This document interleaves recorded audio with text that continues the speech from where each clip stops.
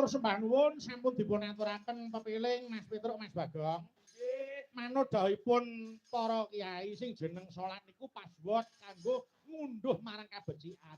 Nggih. Wonten donya nindakake kabecikan ku ya dicatet amal sing apik. Nggih to. Ning kanggo ngunduh niku kabeh kudu nindakake salat. Mila yen wis ngaku agamane Islam ya kudu salate sing jejeg.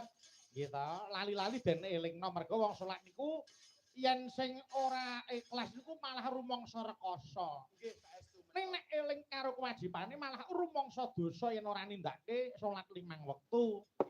Nggih. Ning nek kula pitados nek piyai mriki agamane ya kuat, budayane ora ditinggalake kok Mas Petruk. Saestu, Mas. Nggih.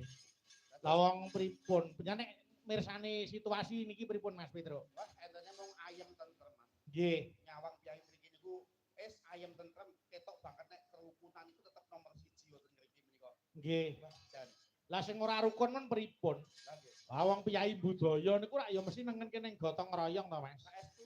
Nggih. Gotong royong lan subo sito niku tetep nek piyai kang budaya dibonjeni tenan. Leres, nggih. Niki enten awala Mas Petruk. Nggih. Saking Bu Winarti Kas FC, Kianem Surata Fans Club. Nyuwun jenang gula Mas Petruk. Jenang gula nggih. Niku ngelingke karo mantene nggih Mas Petruk. Nalika rekoso ki biyen sing ngancani sapa? Aja lali karo kawitane ngoten nika. Nggih. Sapa yung sing arep disuwuni iki langgam jenang gula. Aku nyuwun tulung karo Mbak Eka Prihatiningsih utawa Mbak Eka uget-uget ben pinarak ana kiwa kotak kene nyedaki Mas Petruk karo Mas Bagong. Monggo Mataram. Yo Mataram. Turun. Oh yo.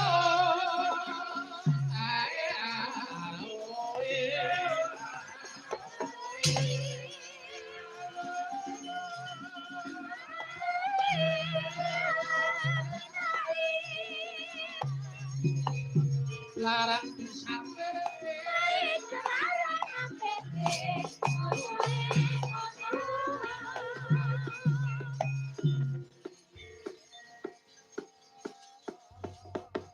Baik, Kak. Iya, Dio. Alhamdulillah sowan panjenengan Ibu Tini kagungan kersa ngunduh mantu, Mbak. Mas Fajar kali Mbak Novi. Sampai arep ndongake apa romantene? Nggih, pangapunipun saged nderek ndedonga mugi-mugi Mbak Mas Manten tansah pinaringan Mbak Mas Penceng. Manten. Mas manten. Ayo. Mbak Mas Penceng iki sapa? Alon to. Mbak Manten kalian Mas Manten. Heeh. Tansah pinaringan bahagia. Amin.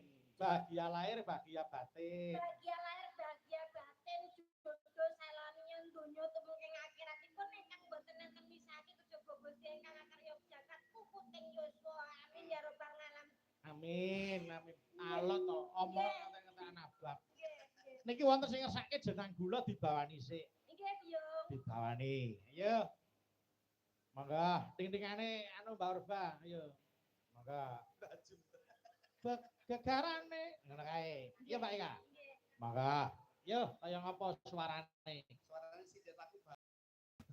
Sik, sinden kok laku batu. Lah niki piye-piye penonton ku lho. Dene Mas Bayu Aji sing Eka uget-uget kok laku batu to, Mas. Cah cilik suarane apik era.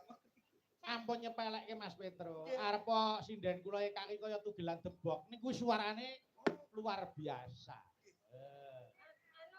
Anu kayak ijengnya, Pak. Sindana kebelan debok. Ora. Gur kaya kaya.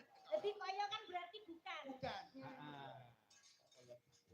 Apa? Kowe bela karo aku. Iya kenar kaya kaya ponaku. Iya. Barang ora yo kaya Maisa. Sing sisi kaya debok.